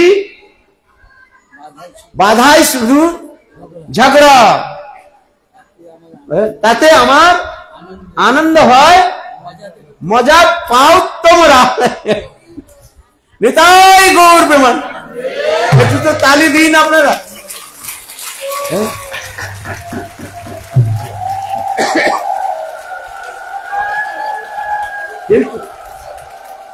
কিন্তু তা নয়, নারদ ঋষি ঝগড়া বাঁধান এগুলো প্রেমকে প্রকাশ করেন। উপর থেকে ঝগড়া বলে মনে হয়, কিন্তু এগুলো প্রেমের একটা বিকার বলা হয়, প্রেমের প্রকাশ বলা হয়। এখন দেবী পার্বতী বললেন, ওই পতিদেবদের কথা বলেন নাই। আর নারদ ঋষি কি বললেন? যে তোমার পতিদেব মহাদেব যে মুন্ডমালা গলায় ধারণ করেন, ছাই ভস্ম যে গলায় লাগান, শরীরে লাগান, এটা হচ্ছে কি বেদ পুরাণ উপনিষদের সার রয়েছে। তোমাকে তো বলেনি এই গোপন তত্ত্ব। এখন দেবী পার্বতী রেগে অস্থির। নারদ ঋষি বলে, আমি যাচ্ছি। তোমার ভাই পতি পত্নীর মধ্যে ঝগড়া যেখানে হয় না, সেখানে সাধুদের থাকতে নাই। কি বললাম? সাধুদের সেখানে থাকতে নেই। পতিরও সঙ্গে পক্ষ নিতে হবে না, আর পত্নীরও পক্ষ নিতে হবে না। কেন? বাংলা একটা কথা বলে না, দুধে আমে মিলে যায়, আর গাঁঠুলি গড়াগড়ি যায়, বলে না। এখন কি মাস হচ্ছে? চৈত্র মাস। ওই বৈশাখ মাস আসবে, আম পেকে যাবে। পাকা পাকা আম বাজার থেকে কিনে এসে ওর থেকে কি বলে, আমটাকে তো ওই ছিলকাগুলোকে ফেলে দিয়ে, আর আমটা যে রয়েছে ওকে দুধের সঙ্গে মিক্সচারে করে খাবেন। আর গুটলিগুলো কি হবে? গুটলিগুলো, আঠিগুলো ফেলে দেয়। তো সাধু বলে, ভাই তোমরা প্রতিপত্নী তো ঝগড়া করো, বলে আমার সাধু থেকে ক্লাবটা কি? এই জন্য নারদ ঋষি বললেন, বলে ভাই তুমি জানো আর তোমার পতি জানে। নারদ ঋষি চললেন। চলতে চলতে একটু দূরে গিয়ে দেখলেন মহাদেব আসছেন। মহাদেব জিজ্ঞাসা করলেন, নারদ ঋষি, নারদ ঠাকুর কোথা থেকে আসছেন? বলে তোমার বাড়ি থেকে আসছি।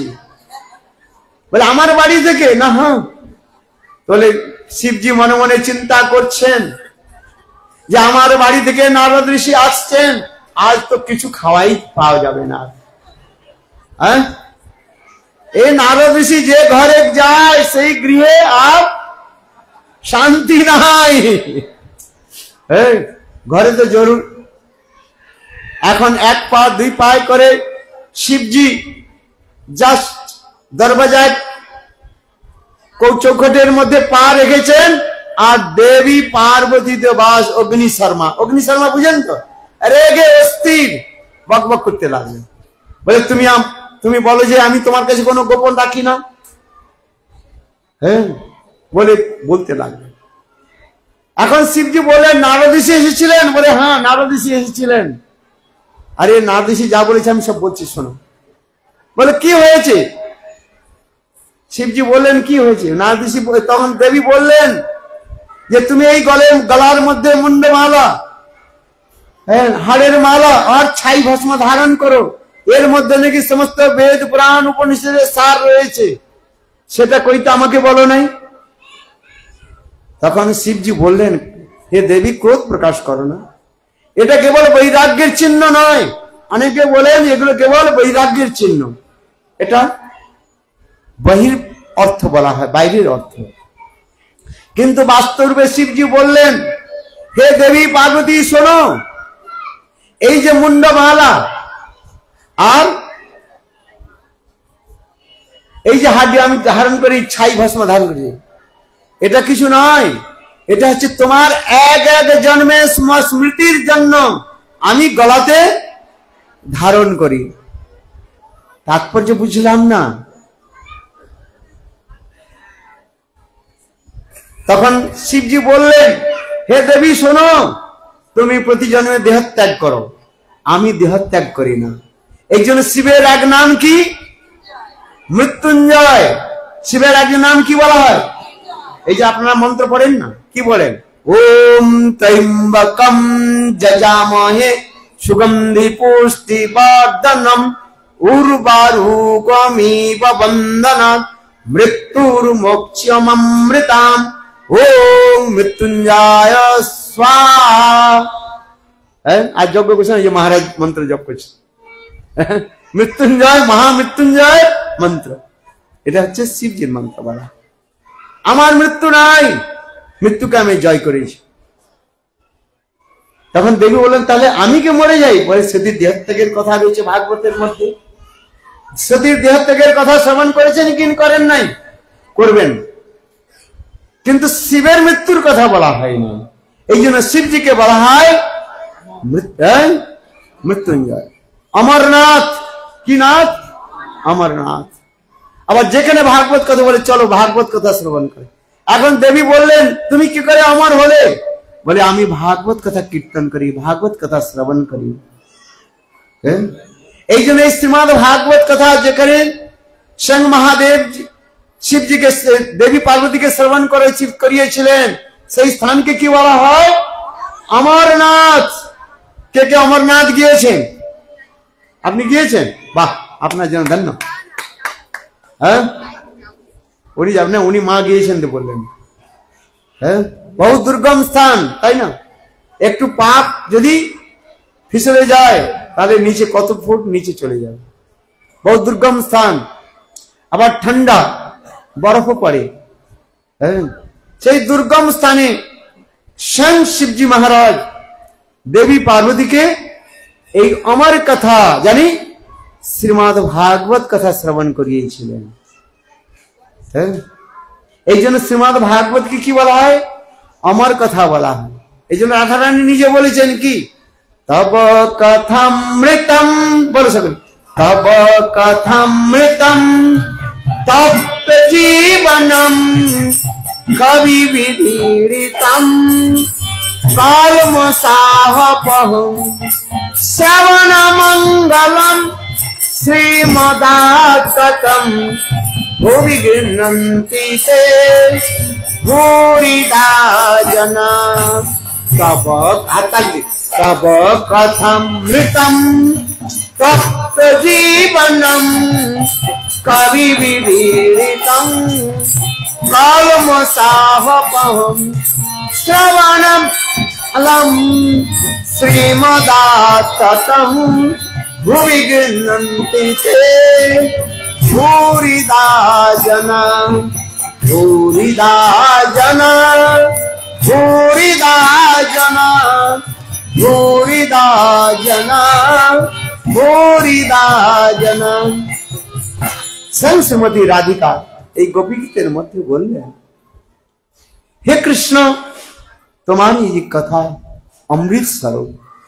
এই কথামৃতকে কেউ যদি পান করে, কর্ণপুটেষু, এই শ্রীমদ ভাগবত কথা কেউ পান করে, সে কি হবে? অমর হয়ে যায়। আর এই সংসারের মধ্যে আসতে হয় না। সংসারে অনেক দাতা রয়েছেন, তিনি দান করেন। কেউ কম্বল দান করেন, কেউ অন্ন দান করেন। এই সংসারের মধ্যে দাতার কম নাই। কিন্তু ভাগবতের মধ্যে কি বলেন? সর্বশ্রেষ্ঠ দাতা কে? যিনি এই ভাগবত কথাকে কীর্তন করান, ভাগবত কথাকে যিনি শ্রবণ করান, তিনি হলেন সর্বশ্রেষ্ঠ দাতা। বলেছেন ভূরিদা জনা। ভাগবত কথাকে যিনি, ভগবানের কথাকে যিনি কীর্তন করেন, কেন এই ভাগবতের কথা শ্রবণ করলে আর এই সংসারের মধ্যে আসতে হবে না। তাই আসুন এই অমর কথা স্বয়ং শ্রীমৎ মহাদেব জি তিনি দেবী পার্বতীকে শ্রবণ করাচ্ছেন। কোথায়? অমরনাথ। এখন দেবী শিবজি মনে মনে চিন্তন করলেন, খারাপ মনে ভাববেন না, পুরাণে কথাটা রয়েছে, যেখানে একটু কাহিনী হয়, গল্প হয়, মায়েরা খুব উৎসাহ দেখায়, আর যদি একটু তত্ত্ব সিদ্ধান্ত হয় তার কি হয়? নিদ্রা দেবী এসে যায়। আসে কি আসে না? হ্যাঁ, যদি অনেক তত্ত্ব সিদ্ধান্ত বলা হয় তাহলে সেখানে নিদ্রা আসবে। তাই শিবজি বললেন এই অমর কথা হচ্ছে গোপন কথা। হ্যাঁ, এই জন্য বললেন এই কথা তুমি শ্রবণ করবে, আমি তোমাকে শ্রবণ করাবো, কিন্তু কোথায় তুমি ঘুমিয়ে না যাও। আবার অনধিকারী ব্যক্তিকে শ্রবণ করাতে নাই। শ্রীমদ ভাগবতের মধ্যেও বলা হয়েছে অনধিকারী ব্যক্তিকে ভাগবত কথা শ্রবণ করাতে নাই। আবার অনধিকারী ব্যক্তিও ভাগবত কথার যোগ্য নয়। অবৈষ্ণব মুখোদ্গীর্ণম পুতঃ হরিকথামৃতম শ্রবণং নৈব কর্তব্যং সর্বচ্ছিষ্ট যথাপয়। পদ্ম পুরাণে বললেন এই কথা, অবৈষ্ণবের মুখ থেকে এই অমৃতময় ভাগবত কথা শ্রবণ করতে নাই। অবৈষ্ণব মুখোদ্গীর্ণ পুত হরিকথামৃতম শ্রবণং নৈব কর্তব্যং। যিনি অবৈষ্ণব, যিনি বৈষ্ণব নন, তার মুখ থেকে ভাগবত কথা শ্রবণ করতে নাই, নিষেধ জারি করা হচ্ছে। বলে কেন? কথা তো ভগবানের কথা তো অমৃত। তাই উদাহরণ দিলেন, যেমন দুধ পান করলে শরীর পুষ্ট হয়, আবার সেই দুধ যদি বিষধর সাপের দ্বারা উচ্ছিষ্ট হয়ে যায়, সেই দুধ যদি কেউ পান করে, সর্প উচ্ছিষ্ট দুধ যদি পান করে, তার মৃত্যু পর্যন্ত হতে পারে। এই জন্য বললেন অবৈষ্ণব মুখোদ্গীর্ণ পুত হরিকথামৃতং শ্রবণং নৈব কর্তব্যং সর্বোচ্ছিষ্ট যথাপয়। তাহলে ভাগবত কথা কার কাছ থেকে শ্রবণ করতে হবে? বৈষ্ণবগণের মুখারবিন্দ থেকে, অবৈষ্ণব নয়।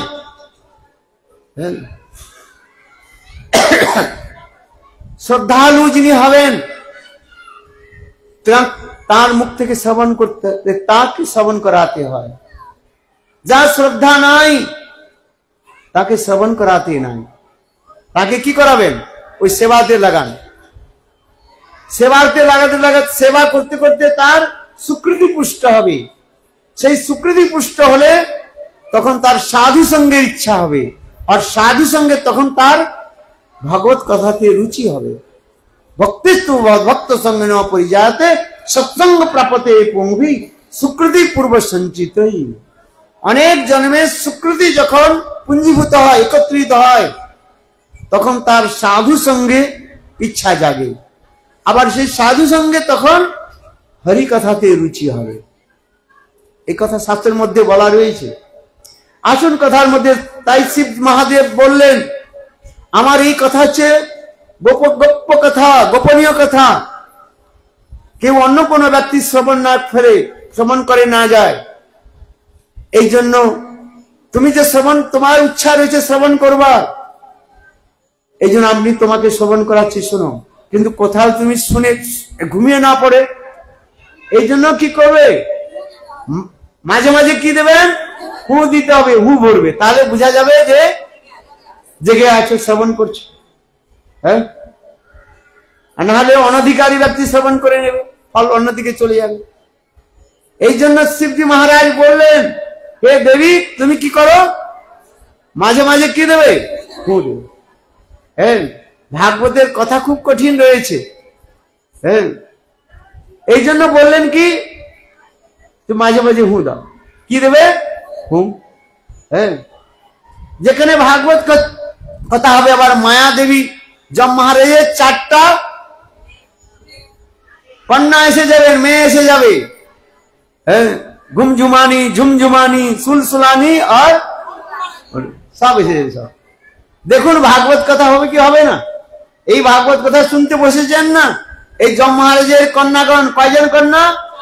4টি কন্যা এখানে ভ্রমণ করছে, দেখতে পাচ্ছেন না? এই জন্য সেই যম মহারাজের কন্যাগুলোকে তাড়াবার ব্যবস্থা শাস্ত্রের মধ্যে রয়েছে। কি করতে হবে? এই জন্য মাঝে মাঝে ভগবানের নাম নিতে হয়, হ্যাঁ, কৃষ্ণ নাম গ্রহণ করতে হয়। এই কৃষ্ণ নাম গ্রহণ করলেই সেই যম মহারাজের কন্যাগুলো পালিয়ে যাবে। এর অনেক কথা রয়েছে, সময় হয়ে গেছে। হ্যাঁ,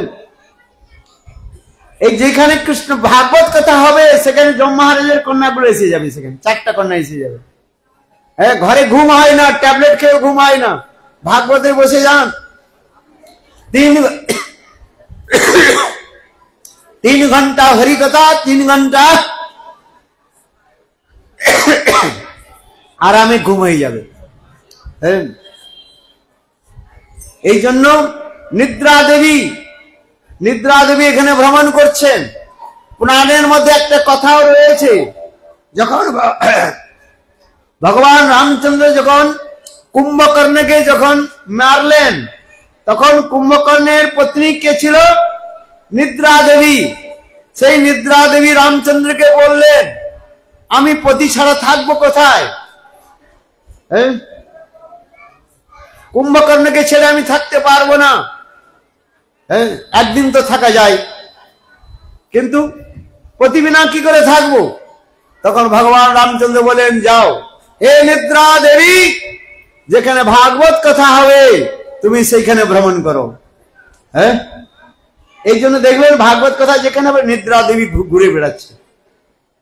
হ্যাঁ, একটু ভাগবত কথা শ্রবণ থেকে বিচ্যুত হয়ে যান, দেখেন নিদ্রা দেবী আপনার উপর আবিষ্ট হয়ে যাবে। এই জন্য নিদ্রা দেবীকে কি করতে হবে? ত্যাগ দিতে হবে। কুম্ভকর্ণ তাই পেয়েছিলেন। হ্যাঁ, রাবণ, কুম্ভকর্ণ আর বিভীষণ ব্রহ্মার কাছে তপস্যা করছেন। কুম্ভকর্ণ ব্রহ্মাজিকে বললেন ব্রহ্মাজি বললেন বরং গৃহী, বর মাগো। কুম্ভকর্ণ বর মাগতে বর চাইছিলেন। কি বর চাইছিলেন? ইন্দ্রপদ। হ্যাঁ, কিন্তু সেখানে মায়াদেবী সেখানে প্রবেশ করলেন, আর ই শব্দের সঙ্গে কি এসে গেল? নি শব্দ হয়েছে। হ্যাঁ, নিদ্রাসন। কুম্ভকর্ণ বর চাইছিলেন, কি বর চাইতে চাইছিলেন? ইন্দ্রাসন। হ্যাঁ, আর কি বললেন? নিদ্রাসন, নিদ্রাদি বিবাস। হ্যাঁ, এই কথাগুলো শাস্ত্রের মধ্যে রয়েছে। আসুন, তাই পার্বতী দেবী শিবজি বললেন, হে দেবী, তুমি কোথায় না ঘুমিয়ে নিয়ে যাও। এই জন্য মাঝে মাঝে কি দাও? হু ভরো।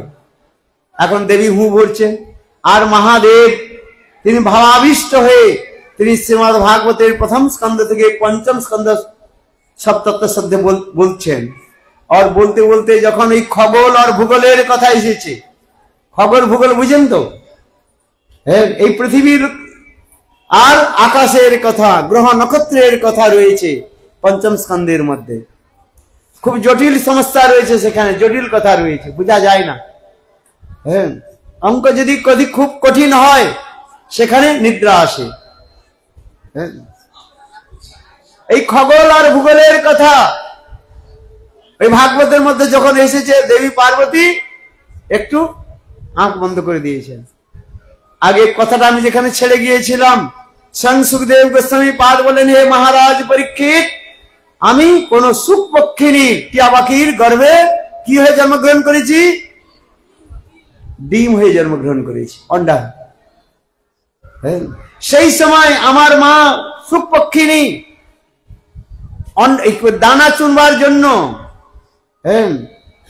অন্ন গ্রহণ করবার জন্য কোথায় বাড়ি চলে গিয়েছে। আমি সেই তার মধ্যে রয়েছি, বাসার মধ্যে রয়েছি। এমন সময় হাওয়া, ঝুঁকি হাওয়া এলো, জোরে হাওয়া এলো, আর অন্ড থেকে আমি পড়ে, ঠিক যেখানে শিব পার্বতী যেখানে অমর কথা কীর্তন করছেন সেইখানে গিয়ে আমি পড়ে গেলাম। ডিম থেকে বাহির হলাম। এত সুন্দর, এত ঠান্ডা ছিল বরফিলি প্রদেশ, এত ঠান্ডা। মৃতপ্রায় হয়ে গিয়েছে, কিন্তু এই শিবজির মুখ থেকে এই ভাগবত কথা শ্রবণ করার সঙ্গে সঙ্গে আমার আবার প্রাণ সঞ্চার হয়ে গেল। তখন ঠিক সেই সময় দেবী পার্বতী কি করছেন? ঘুমিয়ে পড়েছেন। হ্যাঁ, আর আমি সেই দেবী পার্বতীর মুখ থেকে যে অন্তিম যে কথা কি ছিল, হু, এই হুটা আমি বলতে থাকলাম। আর শিবজি মহারাজের কথা থেকে, মুখারবিন্দ থেকে আমি এই ভাগবত কথা শ্রবণ করে ফেললাম। হ্যাঁ, আর যখন ভাগবত কথা সমাপ্ত হয়ে গেল, শিবজি মহারাজ চক্ষু খুললেন, চোখ খুলে দেখলেন যে দেবী পার্বতী শুয়ে ঘুমিয়ে রয়েছে আঁখ বন্ধ করে। তার হুকে ভরেছে। শিবজি বলেন, দেবী পার্বতী তুমি ঘুমিয়ে গেছো? বলে, হ্যাঁ মহারাজ, একটু নিদ্রা এসে গিয়েছে। তত্ত্বটা খুব, সিদ্ধান্ত খুব ছিল তো, এই জন্য বুঝতে পারছিলাম না, এই জন্য একটু কি এসেছিল, নিদ্রা এসেছিল। তাহলে আমার এই অমর কথা কে শুনেছে? এখন শিব মহারাজ দেখলেন ওই গাছের উপরে ওই সুখ পক্ষী টিয়া পাখিটির বসে রয়েছে। বলেন, এই পাখিটা নিশ্চয়ই আমার কথা, ভাগবত কথা শ্রবণ করেছে। এখন শিব মহারাজজি ত্রিশূল নিয়ে তিনি এই সুখ পক্ষীর দিকে দৌড়লেন। এখন সুখ পক্ষী মানে টিয়া পাখি উড়তে উড়তে চলে গেলেন যেখানে ব্যাসদেব মহারাজ বিটিকা দেবীকে পুরাণ কথা শ্রবণ করিয়েছিলেন, আর তিনি মুখ খুলে শ্রবণ করছিলেন। কে? বিটিকা। কি নাম বললাম? বিটিকা শ্রবণ করে। আর সুপক্ষের টিয়া পাখিটি ওই বিটিকার মুখের মধ্যে প্রবেশ করে গেলেন, গর্ভে এসে গেলেন। এখানে মহাদেবজি এসে ব্যাসদেবকে জিজ্ঞাসা করেছে,